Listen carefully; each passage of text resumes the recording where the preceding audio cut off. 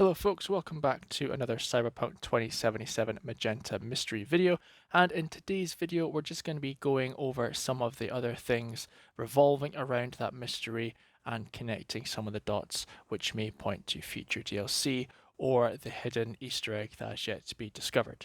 There won't be any definitive answers here, but I hope to join the dots and give you guys some ideas, so if you want to try and solve this mystery or have a look at what's been going on, you can have a little bit more information and do your own thing. My name's Mike, you're watching Deconstructing the Game. Let's get to it.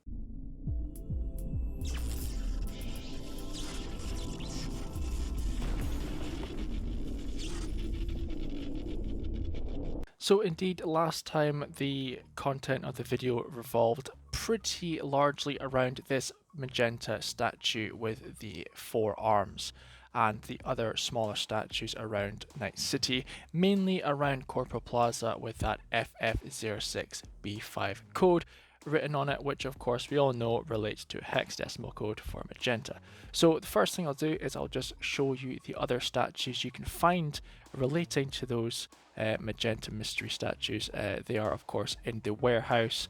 When you are playing Gimme Danger with Takamura, you can find it within the float in the warehouse, but if you scan it there is nothing really to find, there's no information, and if you use the camera mode there isn't a lot to discover either using the different filters which I had done before. So yeah, you can find this statue in here, but there's not a lot to go on, and it appears it was just some kind of inanimate object for the Arasaka float at Japantown. And if you want to find it again, you can jump onto the float during the parade and you can see it here. But once again, using the filters and stuff for the photo mode, there's nothing to see, and you end up just getting shot if you try and do this too many times. So moving on then to what I thought was a potential theory or go-to plan was this message from Bartmoss Collective, which says the best way to fight capitalism is uninterrupted meditation. So I figured I would go to the FF06B5 statue in Corporate Plaza and meditate with the monks, just sitting there for a while, waiting and waiting and waiting, and it turns out nothing actually happened. So I decided to do the same thing at the Magenta statue at the Cherry Blossom Market, and once again nothing happened. So I waited here for a good chunk of time. I was going to wait here for a whole in-game day, but in real life that is over 3.5 hours, so that's a bit long to sit and stare at a screen. But I did speak to the Monk brothers, who I helped as a peaceful outcome this time. I didn't kill anyone rescuing his brother, so they were able to talk to me, and we discussed the possibility that constructs may be considered as human beings trapped in a different vessel, and we spoke about not straying from the path of righteousness, which then got me thinking that if there was a Buddhist connection to the statue, that we potentially might have to play this game as 100% pacifist, which means of course not killing anyone and trying not to hurt anyone. And that's pretty difficult considering some of the people you meet in Night City, and you have many options to kill them, punish them, or just let them go. And you always have Johnny Silverhand telling you to punish them or give them some kind of punishment for what they've done. Of course, some of them are difficult because if you don't have the right skills and patience, you can't listen and learn about what they were trying to do in certain missions. And certainly the Netwatch guy can give you a lot of information if you are just peaceful with him. But begs the question, is a peaceful outcome, is it even possible, considering a lot of the gameplay you have to fight mechanics, you have to actually take out robots and stuff, and if these things aren't sentient, then they could well be fair game in relation to violence because they're not real people. But if they are sentient, like the monks were saying about constructs being inside different vessels, they're considered human, then a peaceful pacifist gameplay would not really be an option. But if they don't consider those mechanics as human, then you could just focus on humans, trying not to kill them And that is in itself difficult, because there was a Reddit user that contacted me showing me a video of him trying to do a peaceful outcome for a specific mission type with the nomads, and no matter what he did, he always lost the objective. So that could be a glitch in the game, or it could just be not possible to do a 100% pacifist playthrough.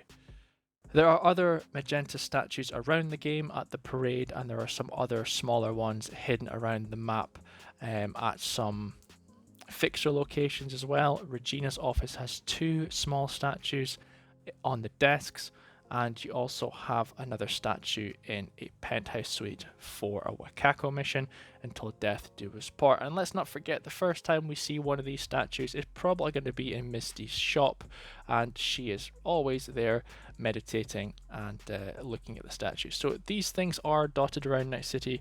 Whether or not they are significant or not, I have no idea, but there seems to be a lot of connections with this statue to the mystery rings. And I think these rings have got JGU on them, possibly just JG, but there does seem to be different styles, silver and gold, which might indicate some kind of hierarchy structure. And I do think that this is connected to like an in-game Illuminati style cult going on here. There's many people with these rings who you encounter through gigs and main missions, and they all have the same insignia on them, just potentially different colors. And I want to focus on the outfits for these people as well. They all look the same style. Some of them, however, have different fabrics. So Hellman, for example, has got a typical suit on. It looks like cotton. He does have a ring as well, indicating that he is part of this hierarchical kind of Illuminati structure behind the scenes. But his suit is, it's typically black. It's the same as the others.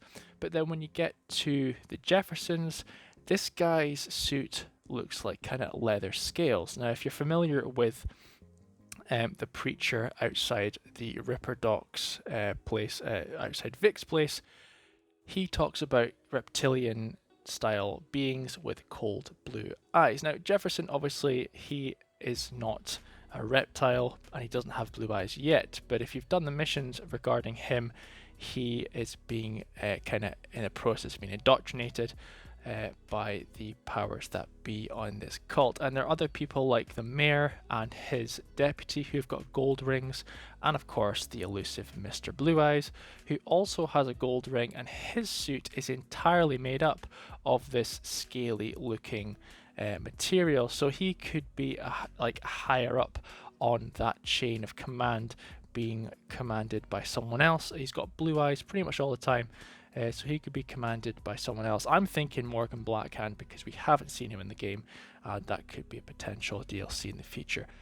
If you talk to Gary the Preacher outside Vic's, you will get this mission after about 5 or 6 encounters, I think, and you will encounter Jane and John Doe, who I think are connected, or it's like an Easter egg to Men in Black. I mean, this reminds me of Jay from Men in Black.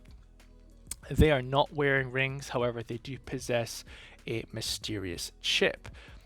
And this has got some weird symbols attached to it. I don't know what it says. I don't know if it's encryptable, decryptable or not.